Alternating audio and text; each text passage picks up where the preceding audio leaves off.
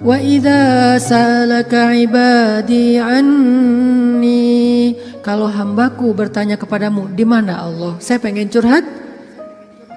Wa idza sa'alaka ibadi anni fa inni qarib. Aku dekat. Artinya ketika kita pengen curhat, Allah mendatangi kita.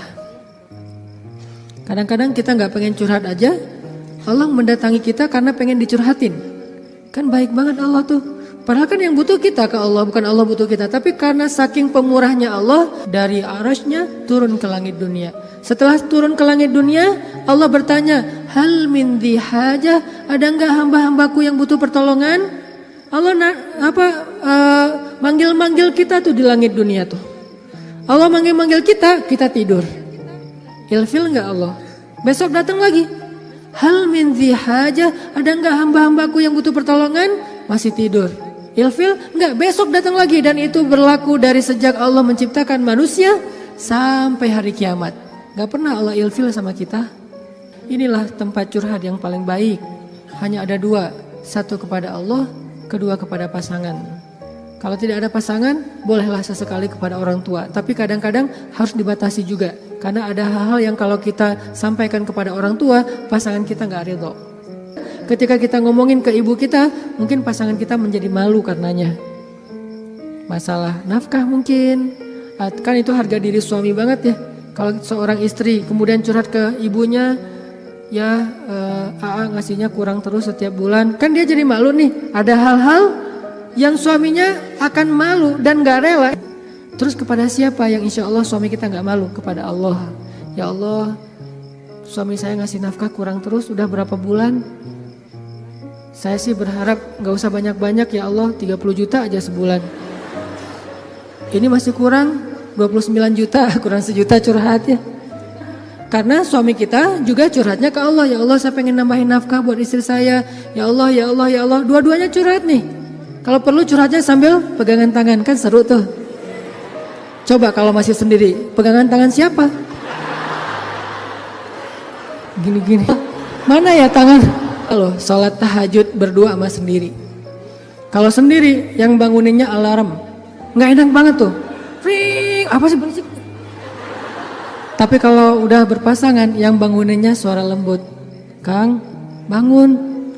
Akhirnya makin tidur. Ini tapi bukan fikih ya. Ini iseng-isengan saya doang nanya ke istri saya. Yang.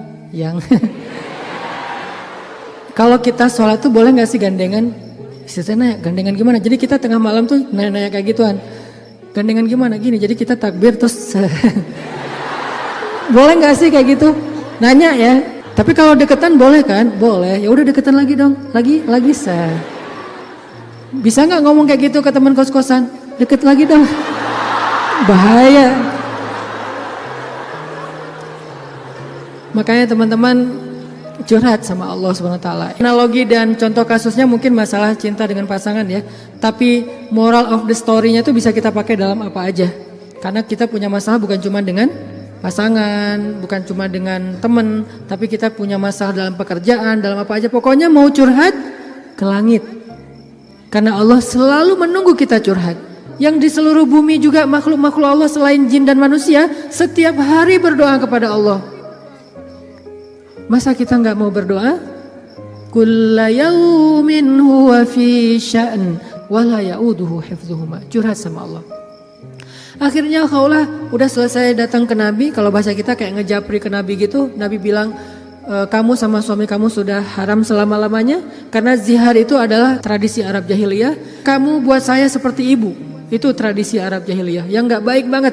Sangat-sangat tidak adil kepada perempuan.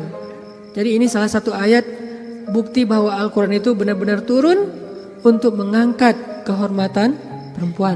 Karena tradisi Arab jahiliyah, kalau dia udah mulai bosan sama istrinya, langsung dia ceraikan seumur hidup. Kenapa seumur hidup? Biar gak dapat waris, biar gak ada tanggung jawab apa-apa, nafkah segala macam. Kan curang banget kan? Dinikahi ketika muda, pas udah tua diceraikan tanpa ada harapan warisan dan nafkah lagi selama-lamanya.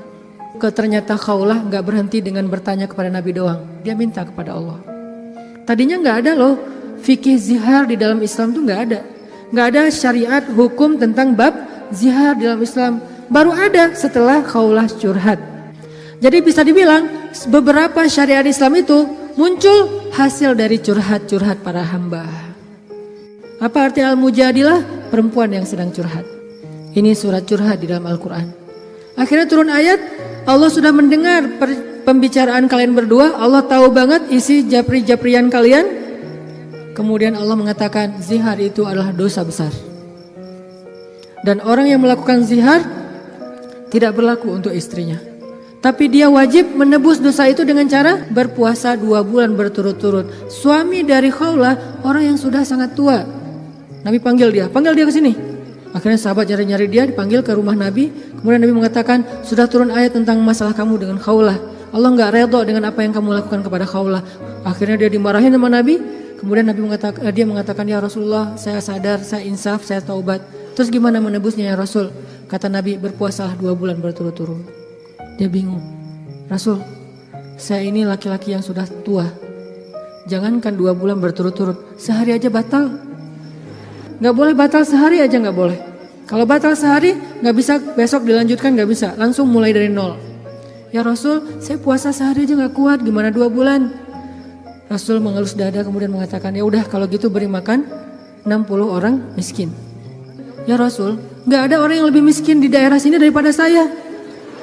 Akhirnya Nabi ngambil beberapa karung korma, dikasih ke dia, ngasih makan ini untuk keluargamu. Ini juga menjadi dalil gimana Islam itu agama yang sangat-sangat toleran. Allah pengen memudahkan kalian, Allah nggak pengen menyusahkan kalian. Semua syariat Islam itu adalah memudahkan kita, nggak ada yang menyusahkan kita. Semua syariat Islam itu gampang, simple, mudah, nggak ada yang susah. Salah satunya adalah menikah, itu mudah banget. Mana Ustadz? Buktinya masih banyak yang masih single. Berarti bukan Allah yang menyusahkan pernikahan, calon mertua tuh. Nah Allah mah memudahkan kan ya. Bayangin pernikahan itu kan simple ya. Akad nikah sederhana kan. Yang cuman saya nikahkan putri saya terima putri bapak dengan mahar sekian dibayar tunai, sah.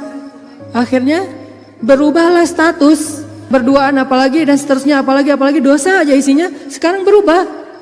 Memandang aja berpahala. Apalagi ya memandang aja berpahala. Kebayang gak tuh? Memandang pasangan itu sama kayak memandang Ka'bah. Duduk sambil ngeliatin Ka'bah itu pahalanya kayak 2 rakaat sholat loh. Sholat mutlak. Berarti memandang istri yang lagi rempong sama dengan 2 rakaat sholat mutlak. Baru memandang gimana menyentuh, gimana mengecup keningnya, gimana memeluknya, gimana dan gimana. Ibadah sholat mudah banget, nggak bisa berdiri, duduk, nggak bisa duduk, berbaring, nggak bisa sholat tepat waktu, dijamak, nggak bisa menjamak, dikosor, dikodok. Kenapa dikodok? Soalnya ketiduran. Yang penting jangan istiqomah. Masa mengkodok istiqomah ya? Jam 9 pagi, sholat apa itu? Kodok subuh. Sekalian dijamak dengan duha. Istiqomah udah setahun kayak gitu. Nah ini. Kayak misalnya kita pulang malam, belum isya nih. Tadi pas isya, pas lagi di jalan macet-macetan, sampai di rumah capek banget, mandi segala macam, makan, akhirnya ketiduran. Lupa kalau kita belum sholat isya, bangun-bangun subuh, oh iya ya semalam saya belum isya. Gak apa-apa, lakukan ketika kita ingat. Karena itu lupa atau gak sadar atau gak tahu ilmunya. Balik lagi, akhirnya Allah turunkan ayat untuk ngebela Khawlah bintu Sa'labah. Kenapa? Curhat kepada Allah. Jadi butuh cinta, butuh ditambahkan rasa cinta, butuh diharmoniskan perasaan cintanya, minta kepada Allah karena cinta itu dari Allah Subhanahu wa taala, bukan dari makhluk. Hati kita itu ada di antara jemarinya Allah, ada di dalam genggamannya Allah. Kadang-kadang kita sendiri nggak berkuasa untuk nolak apa yang diinginkan oleh hati kita sendiri loh. Dan saya ngebuktiin banget, saya sering bilang saya itu bukan tipe istri saya banget. Ada 4 hal yang istri saya nggak mau, 4-4-nya ada di saya. Ketika sebelum ketemu saya pokoknya saya nggak mau ini, aduh nggak mau banget deh, nggak banget deh. Makanya jangan gampang nyumpahin ya. Nanti malah dikasih seperti yang kita sebutin. 4 hal yang saya nggak pengen banget ada suami saya yang 4 ini, ternyata pada diri saya ada 4-4-nya. Ya Allah, tundukkanlah hatinya untukku, ditundukkan. Kok saya nggak bisa nolak kamu? Ya. kuat-kuatan doa kan? Dia berdoa, ya Allah please jangan orang itu, ya Allah please yang dia. Kuat-kuatan doa. Ya Allah jangan orang itu please, jangan orang itu. Ya Allah please dia aja, jangan yang lain. Ustadz dilawan ya. Doa. Jadi minta sama Allah itu gampang banget loh. Hidup kita tuh cuma masalahnya cuma gini doang.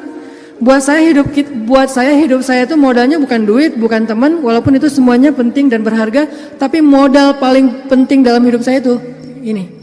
Makanya saya nggak mau sama sekali menggadaikan doa dengan makanan yang syubhat dan haram, nggak mau saya.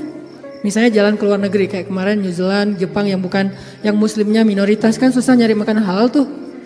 Mending lapar daripada saya akhirnya mencari-cari alasan, ini kan darurat kan udah nggak ada pilihan segala macam. Ini kan makannya ikan tapi kan satu minyak dengan makanan yang nggak halal. KFC kalau di luar negeri itu halal. Mungkin kalau di Singapura McD KFC-nya udah ada label halal. Tapi kalau di beberapa negara yang lain nggak ada label halal. Walaupun ayam kan bukan babi Ustaz, bukan pork. Tapi kan dia nggak disembelih dengan nama Allah. Saya nggak mau. Pengen ngerasain gimana ya rasanya ayam goreng di mana gitu, ayam kriuk di mana, dia beda dengan di Indonesia. Tapi kan itu bahayanya bukan masalah hal haram, menggadaikan doa kita. Begitu kita makan, kenyangnya cuma sebentar, nanti juga udah lapar lagi, tapi doa kita ditolak 40 hari 40 malam. Gimana kalau pas lagi di luar negeri, terus kita ada masalah di imigrasi pas di bandara, kita berdoa gimana cara Allah akan mengabulkan? Kenapa? Modal kita dalam hidup tuh doa banget tuh. Saya ngerasa banget banyak keajaiban dalam hidup gara-gara berdoa. Bukan berarti saya udah soleh ya, bukan. Allah yang maha baik. Minta, ya Allah saya lagi butuh ini. Jadi duit kita teman-teman ada di sisi Allah. Jadi gak usah khawatir, tinggal minta. Teman-teman khawatir gak nyimpan duit di bank? Gak khawatir kan? Uang ada di bank 1M. Tenang kan? Kenapa kok tenang nitip uang 1M kepada manusia, tapi gak tenang menitipkan harta itu kepada Allah? Ini gak fair nih imannya nih. Kalau Allah lebih dahsyat daripada kartu dan buku rekening apa? Allah tidak pernah ingkar janji. La yukhliful mi'ad. Allah lah yang memberi kalian rezeki. Allah lah yang menjamin untuk kalian hidup. Sehingga buat saya pribadi, saya tuh orang kaya. Uangnya di mana Ustaz? Di Allah. Saya tuh orang kaya, punya banyak aset. Mana asetnya? Allah yang tahu. Saya nggak tahu, tapi Allah tahu. Kan gitu kan, sederhana sebetulnya, gampang banget. Duit ada di Allah. Sama kayak orang bilang, saya banyak duit, alhamdulillah sekarang ada beberapa ratus juta. Di mana? Di bank. Aman? Enggak. Walaupun kita merasa nyaman, tapi enggak aman. Kalau di Allah, kita enggak merasa nyaman, padahal itu yang paling aman. Tapi kan enggak ada wujudnya Ustaz. Emang di bank ada wujudnya? Tapi kan enggak ada bukti apa-apa segala macam. Apakah Allah pernah ingkar janji? Enggak pernah. Tapi nariknya gimana Ustaz? Kalau ke bank kita tinggal datang ke tellernya, kita minta. Kalau ke Allah lebih gampang, gak perlu macet-macetan ke teller, gak perlu ngambil nomor antri, tinggal gini doang. Lebih mudah. Gak ada tapi untuk Allah. Tapi itu hanya berlaku buat kita. Sebaik apapun kita ada tapinya. Tapi kan dia juga manusia. Minimal. Kalau enggak, tapi kan dia gak jujur. Tapi kan dia jahat. Tapi kan dia curang. Kalau dia orang baik, tapi kan dia manusia. Tetap ada kurangnya kan?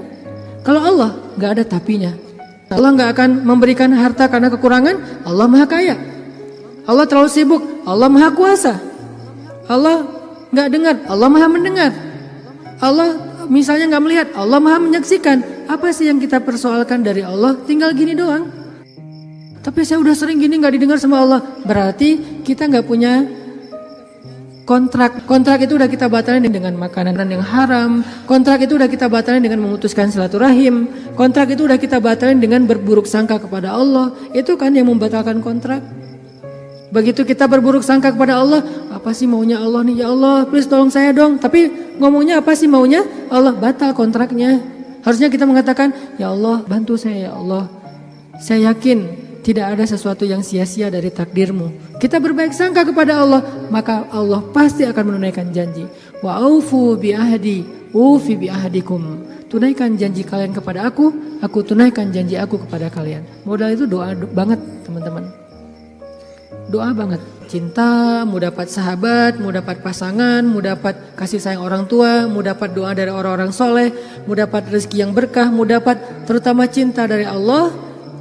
Caranya adalah menengadahlah ke langit, bukan ke bumi. Sujudlah di bumi, lalu memintalah ke langit, maka Allah Subhanahu wa taala akan melimpahi kita dengan rasa. Tinggal kita yakin aja sama Allah. Masalah yakin inilah yang membuat kita kadang-kadang jadi harus menunggu keajaiban dari Allah, tergantung tingkat keraguan. Makin besar ragu kita, makin lama kita menunggu datangnya pertolongan Allah. Makin kuat keyakinan kita, makin cepat datangnya pertolongan Allah. Orangnya soleh banget, imannya pasti kuat tuh, tapi dia belum ditolong aja sama Allah. Nah, berarti kita belum paham cara Allah menolong kita. Allah nolong kita itu dengan 2 cara, teman-teman. Pertama, pertolongan UGD. Apa yang dilakukan Allah? Allah akan menolong hati kita terlebih dahulu. Bukan masalah kita diangkat, hatinya yang dikuatkan. Itu pertolongan Allah. Tapi diuji oleh Allah dengan sakit, dengan kemiskinan. Kok Allah gak mendengar doa dia? Enggak, Allah mendengar doa dia. Terus apa bukti pertolongan Allah? Allah gak langsung ngasih dia duit, sembuh dan segala macam, bukan. Allah kuatkan hatinya sehingga kita gak habis pikir, kok dia bisa bertahan ya dengan kondisi kayak gitu. Kok dia tetap bisa bahagia ya dengan keluarganya dalam kondisi kayak gitu. Ibu di rumah Teduh Sahabat Iin itu, ibu ini pasien kanker apa gitu, beliau udah parah banget dan dirawat sendiri di rumah sakit, gak ada yang jagain. Kenapa? Karena suaminya lumpuh. Kebayang gak tuh ujian rumah tangga? Anaknya masih kecil-kecil, salah satu anaknya tuh SMA ngurus ayahnya, sementara suaminya lumpuh udah gak bisa ngapa-ngapain, maaf. Buang air kecil, air besar di tempat tidur, semuanya di tempat tidur, gak berdaya. Istrinya kanker stadium lanjut, dirawat di rumah sakit Hasan Sadikin tapi nggak dapat kamar sehingga harus bolak-balik. Kalau bolak-balik ke rumah jauh, akhirnya tinggal di rumah Teduh. Cuman yang pertanyaan istri saya agak heran, udah berapa lama suaminya lumpuh? Udah 3 tahun. Istri saya ngelihat anaknya baru 1 tahun. Loh, anaknya baru 1 tahun ya? Iya. Suaminya udah lumpuh 3 tahun. Terus gimana caranya? Maksudnya masih bisa dikasih keturunan? Yang penting jangan dibayangin aja. Gak boleh ngebayangin. Kita hanya ngebahas hikmah. Kok bisa ya? Masya Allah, luar biasa ya. Allah masih tetap ngasih kebahagiaan kepada mereka. Anak bayi sebagai hiburan buat mereka. Kalau suaminya lagi kangen anaknya dibawa ke rumah. Kalau istrinya lagi kangen dibawa ke rumah sakit. Ganti-gantian, penyejuk hati mereka. Allah pengen menguatkan hati mereka dengan sakitnya lewat seorang bayi. Itu cara Allah menolong kita, teman-teman, sebelum diangkat masalah kita. Sehingga jangan salah paham, kalau ada orang soleh miskin, kalau ada orang soleh sakit, kalau ada orang soleh kena musibah terus. Mungkin Allah tidak langsung menyelesaikan masalah dia, tetapi Allah lebih suka untuk menjaga hati dia, karena dengan cara kayak gitu Allah akan terus dekat dengan dia. Kadang kalau kita diselesaikan masalahnya oleh Allah, tiba-tiba jadi jauh kan? Ya Allah, tolong saya, tahajud 1 juz 1 malam. Luar biasa tuh kalau lagi ada masalah. 1 masalah selesai, gak usah tahajud. Sholat aja dijamak lagi tuh tadi. Maghrib dijamak dengan Isya, Zuhur dijamak dengan Asar, Subuh dijamak dengan Duha. Jadi sehari menjamak 3 kali sholat. Kenapa? Udah gak ngerasa butuh sama Allah. Allah tahu itu. Makanya nih kayaknya hambaku nih kalau aku tolong nanti jauh lagi, sementara aku kangen. Kan tetap happy, tetap bahagia. Yang gak bahagia itu orang yang lihat. Yang justru gak tega itu yang ngelihat, yang ngerasain. Biasa-biasa aja. Saya kadang-kadang gak habis pikir dengan beberapa orang teman saya, soleh banget, hidupnya tuh susah banget. Kerjaannya gak jelas, penghasilannya gak seberapa, anaknya banyak, dan sering nunggak gitu di sekolah teh. Tapi saya lihat keluarganya, anak-anaknya senyum-senyum semuanya, pada hafal Al-Quran, suami istri akur, segala macam. Kok mereka bisa bahagia dengan modal hidup yang cuma segitu, sementara ada keluarga lain yang modal hidupnya berlimpah tapi gak bahagia. Karena yang ini ditolong hatinya, yang itu tidak ditolong hatinya. Minta aja sama Allah, apapun masalah kita. Apalagi cuma masalah perasaan hati. Allah bolak-balikan hati sesuka Allah. Gampang banget buat Allah. Kadang-kadang yang saya cerita, ketika kita terbesit dalam hati aja Allah wujudkan kan. Kayak ada seorang ibu di Dumai, cuman terbesit di hati, gak ngomong loh. Tiba-tiba saya kepikiran, pengen ke Dumai. Kenapa Ustaz? Gak tahu, pengen aja ke Dumai. Akhirnya kita ngumpulin tuh daftar yang ngundang di seluruh Indonesia, terus kita yang nentuin mau kemana. Ke Dumai Akhirnya nentuin beli tiket ke Dumai, walaupun sebetulnya jadwalnya tuh rush banget loh. Jadi jadwalnya tuh sangat padat, tapi bela-belain ke Dumai. Kenapa? Allah yang menuntun hati saya, menggerakkan hati saya untuk datang ke Dumai. Begitu saya sampai di Dumai, ternyata Allah men-setting beliau yang menjemput kita di bandara, lalu satu mobil, kata beliau, inilah batin saya sebulan yang lalu. Allah ngasih bukan cuma di sebuah taklim, satu mobil bisa curhat masalahnya. Bukan saya soleh, bukan, dianya yang solehah. Allah yang maha baik dan kita bisa banget. Jadi kalau orang bisa datang ke kita lewat doa, berarti jodoh juga bisa datang ke kita lewat doa. Tinggal kuat-kuatin aja doanya kayak tadi. Saya pernah satu raudhah dengan seorang calon pejabat ya. Satu raudhah, dia lagi umroh, saya juga lagi umroh. Kita satu karpet hijau tuh raudhah. Kebenaran saya tahu beliau dan gak setuju dia menjabat karena banyak mudaratnya daripada manfaat. Dan saya tahu karena mau menjabat waktu itu, dan saya tebak-tebak aja nih kayaknya doanya supaya dia dipilih nih. Dia doa di sebelah saya juga doa di sebelah dia. Saya doanya pas dengerin kayaknya khusyuk banget doanya, nangis-nangis itu. Ya Allah, tolong jangan kabulkan doa orang di sebelah. Ya.